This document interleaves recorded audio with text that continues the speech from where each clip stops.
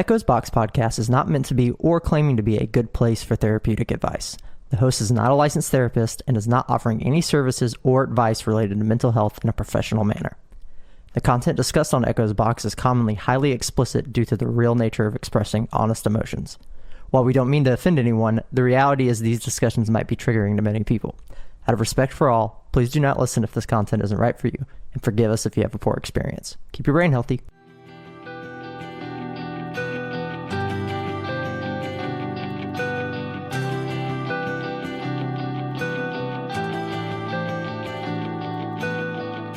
My last bit of sense on a little sentiment. It's apparent that your friends know that I don't really know what I want.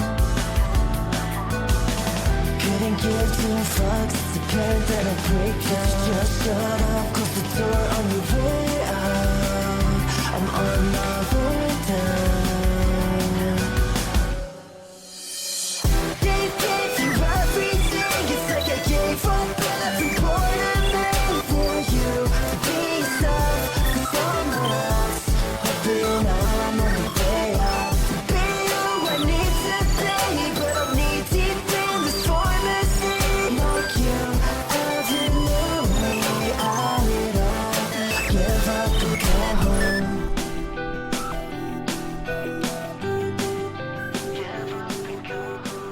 Hey everyone, welcome back to Echo's Box. This is episode 37, Billions.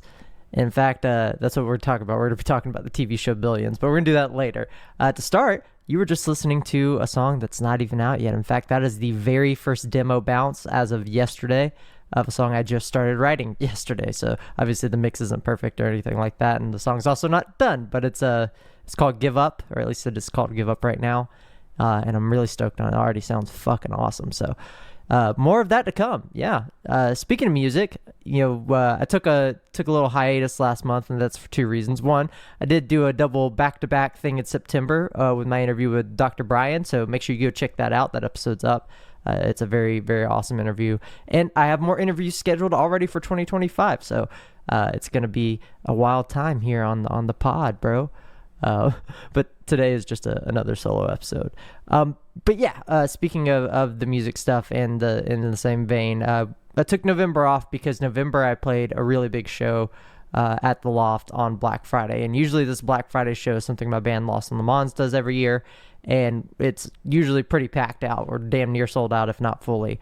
And it's awesome. It's like everybody stage dives. The crowd is great. It's a mix of like all our old friends and some family, and then like a whole bunch of new people in the city discovering us for the first time. It's like our hometown show. It's awesome. And this year I got to play it as not only my band, but also got to open the show as Jones. So all of my little pop music projects are finally, or I guess I only have one project, but my pop music project is finally doing stuff that is fun. And that's like the whole point. The whole reason I do music isn't to get famous or for money, because honestly it's probably not going to happen. The chances of that are slim to none. But what I can do is leverage my connections and my talent and my skills to do the cool things that music allows you to do, and that is play fucking shows, or at least that's why I do it. I really like playing shows. I really like hanging out with other people who like music, and I really like talking about music and doing music. I want to go to a show and I want to play my stuff for you, and you have a blast, and I want to hear your stuff and I want to have a blast, and kind of reciprocate that. And that's my whole jam with music. So getting to play the show was actually me playing as Jones truly for the first time. We've done some other experimental stuff. I played a festival in the past, and it was a pretty quick set, and it didn't go bad, but it was also kind of lame. And then there was another time where I did a party set at the end. This before I even had like original music. Really, I had like this one weird cover thing that I did. But yeah, it's been a long time coming, I guess is what I'm getting at. I finally have music that I'm proud of, and I got to play the entire Lost Control album for the first time live ever, and it was fucking awesome. Other than the board was not set to record us or record me. We got the band, all the other bands playing the show, but it wasn't figured out in time for me. So my audio quality on my live video is a little bit noisy, but I massaged it a little bit, made it listenable, so you can kind of get a feel for what I sounded like and how well I did, even though the overall audio quality is not that great. So yeah, if you missed the Black Friday show at the Loft, my set is now live on YouTube. You can watch all of my set minus one song that I cut on purpose. There will be social media clips for that, so make sure you follow JonesRX on Instagram, or it's JonesRX. I can't remember which one. It's one of the two. Or jonesrx.live. You can find everything. That's my website for Jones now, and it's awesome. We're doing cool stuff. We're playing more shows, writing better music, writing more music. In fact, we're in writing mode right now, hence why I have a new song to kind of tease to you all. So yeah, that Black Friday show was taking up a large chunk of space in my mind. I was actually really anxious for it. I played a million shows at this point. I'm not anxious about playing shows. I don't get stage fright. I'm not worried about anything like that. But I was nervous that what I was doing wasn't going to translate well because I was doing it for the first time. So I'm going to nerd out a little bit. And this is going to change soon based on what I've learned. But as it is, it worked really well. So I took some notes the last time Tony came down, Tony 22. He helped him load in for his set and helped with sound check. And I was taking a peek at his live rig. And he was rocking a Scarlett 18i20, or at least something that looked like an equivalent interface. And he had his in-ears and he has his mic. And that was his live rig. And it was pretty small and portable. And so I pretty much cloned it for Jones. And there are pros and cons to doing what I'm doing. Obviously, something like the 18i20 is a audio recording interface. It's meant for an at-home studio. It's not really meant for live, but it can do it. There are some trade-offs. There are some risks that you take. You know, my buddy Seth has told me a horror story about like, oh, well, yeah, power came in through the wrong thing and it fried the interface in this case or whatever. And there are just other types of audio technologies that are better suited for this. And one of them is I think it's the Behringer Wing. And that is something my band's using now. We were using the X32, but the Wing is just so much better in every way. So if you're an audio nerd or an audio engineer and you're wondering what kind of playback system or in-ear rig or whatever you need, like a general mixer interface for your project, go with the Wing. The Wing is fucking awesome. So I'm probably going to be changing out my Scarlett for a Wing, but that also means I can just leave the Scarlett at home now and I can have a permanent interface setup, because what I've got now is my rack case for going to play shows. It's always pre-built and it's slotted in. It just kind of sits underneath my desk. And that is also my home recording studio interface. So I'll be able to isolate those two things again like I used to have. But anyway, it worked. I did that, and then I did all my playback through Reaper. And the thing that was really challenging was making sure that I was giving the best possible output that I could, because I've never done this before. I've only really played in bands, and while bands are more complicated in terms of getting things to sound good, it's only complicated because there's more moving parts. But if everybody in your band is talented and is able to maintain their own part, it's actually not as complicated anymore. You know, if your bass player's locking it down and they're locked in, they know how to set all their own stuff up electronically, they've got their parts locked in, you don't have to think about them. They're going to be ready to go. And then whoever's managing like your audio, in this case it's our singer, he's going to make sure that the playback rig is working, that everybody's in-ears are online and stuff like that. And the guitar players, they make sure their amps, all of those moving pieces, while more complex inherently just because there are more moving pieces, it's not necessarily more difficult. And there are still other unrelated challenges in terms of like sound and dynamics that you could talk about for days in terms of complexity. But in general, setting up and getting to a place where like you're giving an output that is good on an individual level in a band actually isn't that complicated if everybody knows what they're doing. For me, with Jones, it's like, okay, well, I know how to make bass sound good, and I know how to plug in my instrument and do all that stuff for the band. But for Jones, it's just me singing with a microphone and some tracks coming out as basically an MP3. It's glorified karaoke at the end of the day, and it is more complicated than that. And those were some of the challenges I was having to solve for the first time. I was like, okay, well, how do I construct a track? What is the best thing? There's I can't remember who the producer is, but there's some guys like, I'm tired of these rappers coming out and rapping over their own vocals. Like the argument is like, make your instrumental and rap over your instrumental. Don't include your vocals on the track.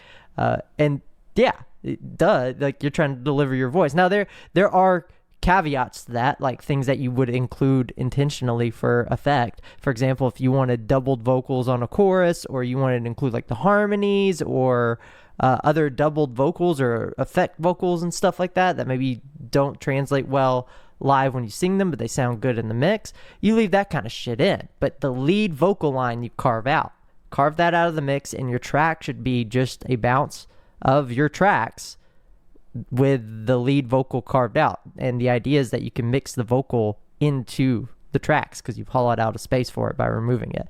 And that's just the simple way to do that. And there's more ways to make tracks. There's more things you could configure. You could go crazy with it, and you could bounce them all as stems, and your tracks could be full stems. But I kept it simple. I carved out my lead vocal, and then I bounced them, and they were just an MP3 file as tracks with the lead vocal carved out. And then I went and I limited them to make sure they were within like minus 14 LUFS, which I think is like the Spotify standard limiting for how loud that the audio would be coming out at its absolute max. And it's called normalization. So I normalize all the tracks, and that kind of helps the sound guy know that the tracks aren't going to be way too loud. They can have a pretty reliable peak for how loud the tracks are ever going to be, and they can kind of adjust accordingly. And I can always give them more tracks in the mix and all that kind of stuff. But yeah, I was figuring out stuff like that. I know I've kind of went on a sidebar there with the track specifically, but I didn't know any of this stuff that I'm telling you now. I was having to figure out, like, okay, that's how I make tracks. Now, what about my live vocal chain? Like, I need my auto tune, and I want my delay and my reverb. Like, what are the best ways to do that? And it was figuring out how to like build automation in the set so I could key change, or maybe I'm going to do what I ended up doing as actually this really cool thing where you can pass in. I couldn't do it for every song. So there are exceptions to this, but at least for all of my songs, because I wrote them, produced them, and have the raw vocal, I was able to convert that to MIDI, or optionally you could just play the melody. But the point is, you want a MIDI melody of what you're singing, and you can feed that to your auto-tune plugin, and it will ensure that you only sing those notes. And so instead of just locking it to the key, you can lock it to a specific part. Be like, don't let me fuck up this part. I'm singing it like this. Now, obviously, you still have to know how to sing. That's the one thing that doing it that way will fuck you on, because if you sing way off on the note, it's going to force you on the right note, and it's going to sound very bad. So you have to, it forces you to sing better and makes you sound better because you're perfectly tuned. But you have to sing it well with that caveat. Now, the other thing is just automating and switching it so it's in the right key. That's not hard. But I was trying to, at the time, Seth and I were trying to come up with a way to like automate building our sets out. And we came up with something pretty intuitive with Reaper that maybe I'll talk about another time. Maybe, I don't think it's a good format for the podcast. Maybe I'll make like a YouTube video for it over on Swelter Sounds, talking about like our live playback stuff. But yeah, all of those things are brand new, and they're really complicated, and they're a lot different than me showing up with my instrument, being a member of a band, plugging in and going.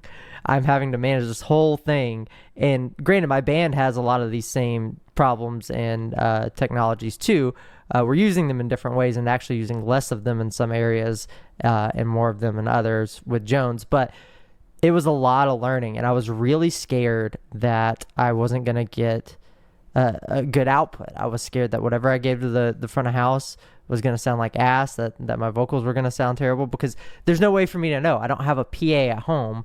I'm just going off what like the best practices are, what I've seen Tony do, what I've talked to some of my friends in music about, whether it's like whether it's talking to Seth about what his experience is, or talking to some of our other friends. We've got a buddy that does sound for some major metal acts. Hell, even my own friend Sage, he helped me out a lot talking about the way he did his vocal chain setup, and there's some differences between his opinion and one of my other friends' opinions, and it was this whole thing. But ultimately, all of these lessons that I learned talking to all the right people gave me a really good place to start. But I still couldn't verify that. I was just kind of taking everybody's word for it and praying, and I would rehearse and rehearse and rehearse to make sure that me physically, the output I'm giving by singing and performing is also good, because like I said, even with auto-tune, you still gotta sing.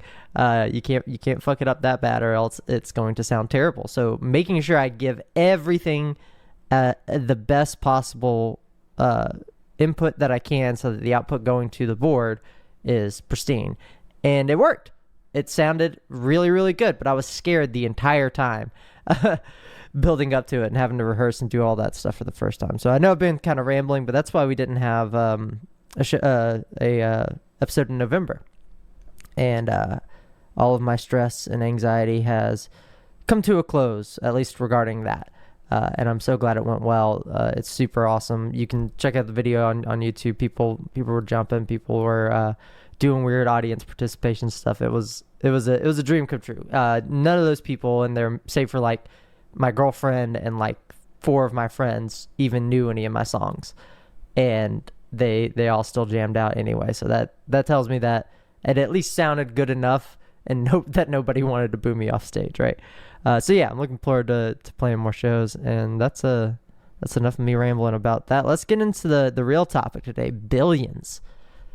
And this is going to be a bit of a shorter episode because I don't have a lot to talk about regarding this, but I've been watching Billions. And if you don't know what Billions is this TV show. It's like a finance drama, which I know sounds boring, but think Wolf of Wall Street, but toned down a little bit, so it's entertaining. It came out in like 2016. It's one of those ones that's making its round on like TikTok and crap and like short edits, but it got me. The TikTok got me, poisoned my brain, and I started watching it. And basically, the premise of the show is you've got this billionaire who owns a financial management firm. His name is Bobby Axelrod, and he owns Axe Corp, or whatever the fuck his name of his firm is. And he is having conflict with certain people in government for how he's conducting trades, because he's kind of being sketchy and getting some insider info sometimes, and he's trying to, make a lot of money and whatnot. Anyway. There's this whole dynamic between 3 particular characters that I wanted to point out and talk about that was hilariously and frustratingly entertaining to me at the same time. I was both frustrated and laughing. So you have Bobby Axelrod that I just mentioned. He's kind of like the main character of this. And you have Wendy Rhodes and Chuck Rhodes. Now, Chuck and Wendy are married. And Chuck is, at least at the start of, I don't want to, no spoilers here, but at least at the start of the series, he is, I think the attorney, not the attorney general, but the U.S. attorney for the like Southern District of New York. It doesn't matter. He's an important government man, and he is in charge of prosecuting crimes for financial crimes, like Bobby Axelrod's case. And his wife, Wendy Rhodes, she works for Bobby as like their in-house therapist for the firm.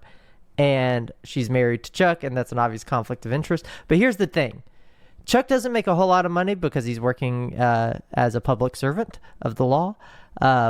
So he gets paid probably like a 6-figure salary of some sort, decent amount for what he's doing in office. But it's so funny to say that because it's like, oh, you're making a 6-figure salary, you're pretty okay. Now, granted, in today's times, we could talk about finances and how that's barely just allowing you to live these days. But that's not what this episode's about. This episode is about an even funnier problem, because his wife is a multimillionaire working for Axe Capital is the name of the firm.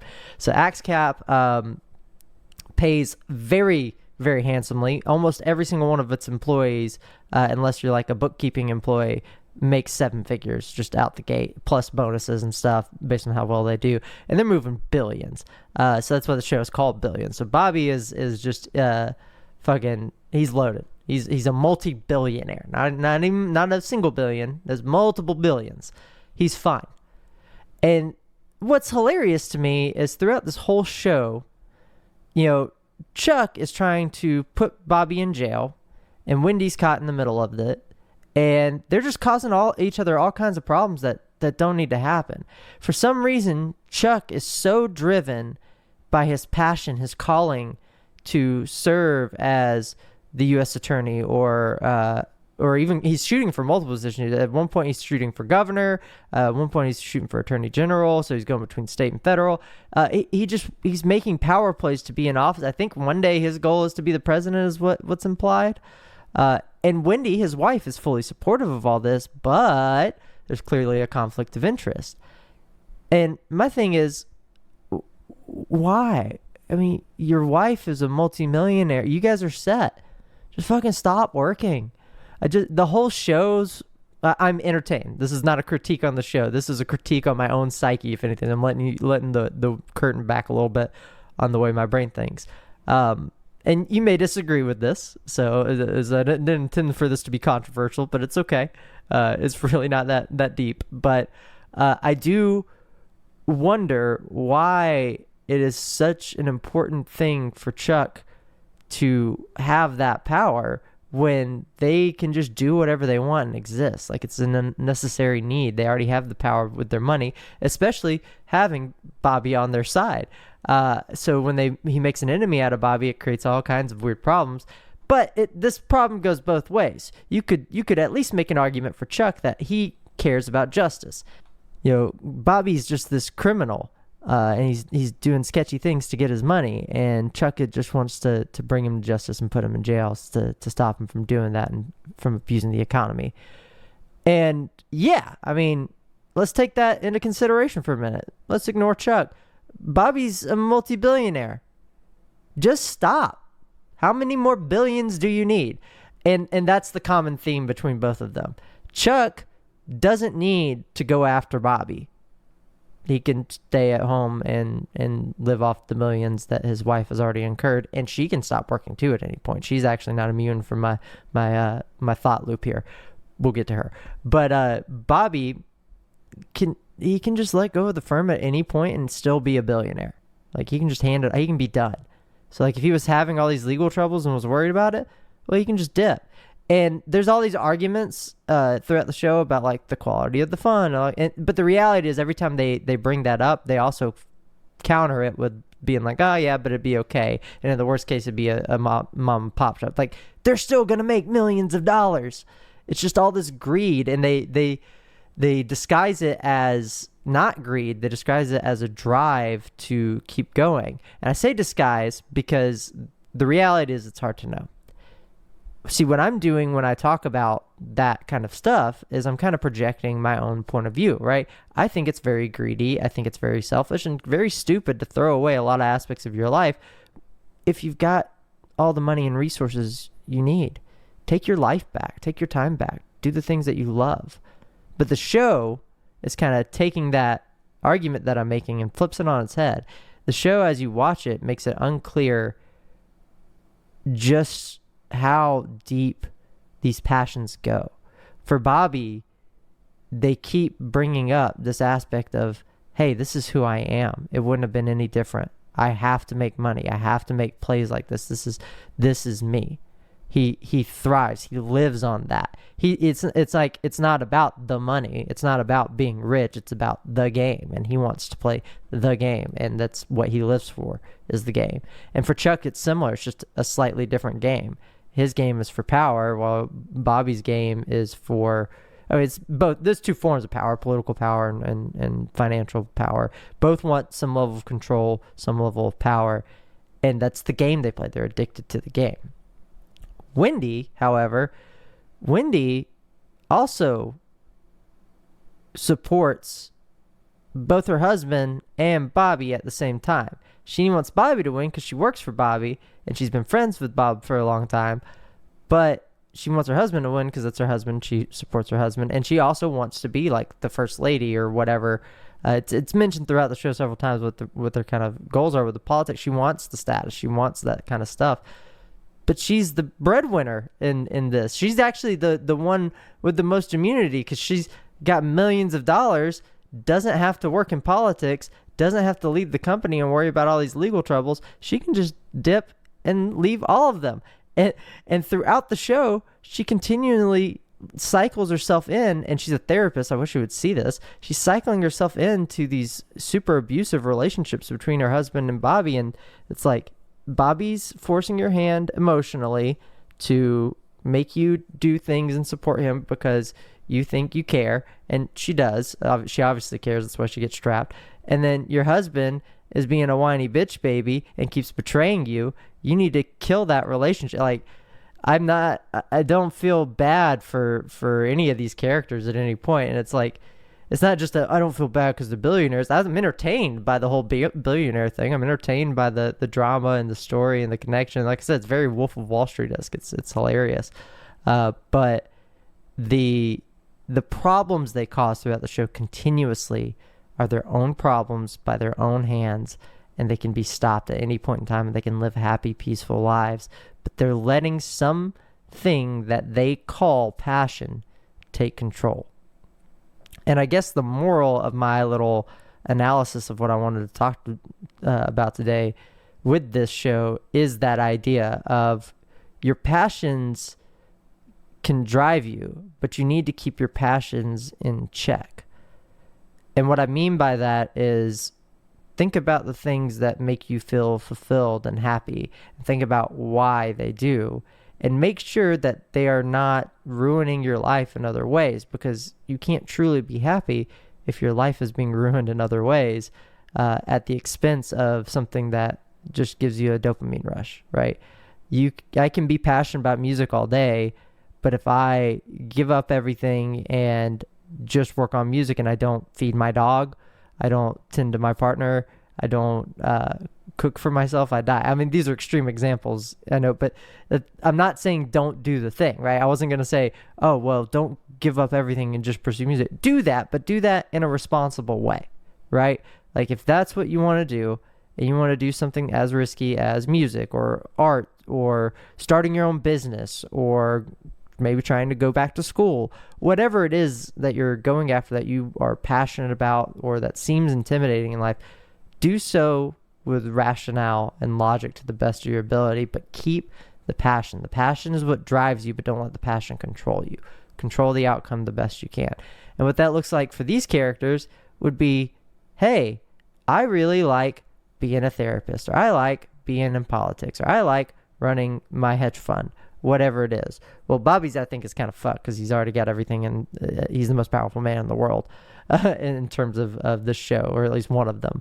And it's like Chuck and Wendy, you don't have to put up with that. Like, you got your piece of his money. Like, let him do his thing. He's either invincible, he's either too big to fail, or he's gonna fall. And you guys don't have to. They're just not making responsible decisions with their passions. They could literally have it all, and it can be frustrating. It can be frustrating to watch other people who have everything they need squander it because of stupid decisions. So check yourself before you wreck yourself. That's the moral of the episode today. But do keep your passions. They're important. Just keep them in check. That's about it for me. I didn't really have much else to talk about, and I just wanted to talk about how this show made me laugh, and I figured I could pull a moral out of my ass for it somewhere, so that's what we did. Thanks for watching. We'll have some more episodes coming out next year. Hope you guys have a wonderful holiday season and enjoy celebrating whatever ritual sacrifice that you intend to sacrifice to. Yeah, I'm mostly kidding. Mostly. Y'all be sure to check out all my music on jonesrx.live. Remember the podcast website, echoesboxpodcast.com. You can find more information about us, contacts for future episodes and interviews, and books and all that good jazz. Support the show. So yeah, see you later.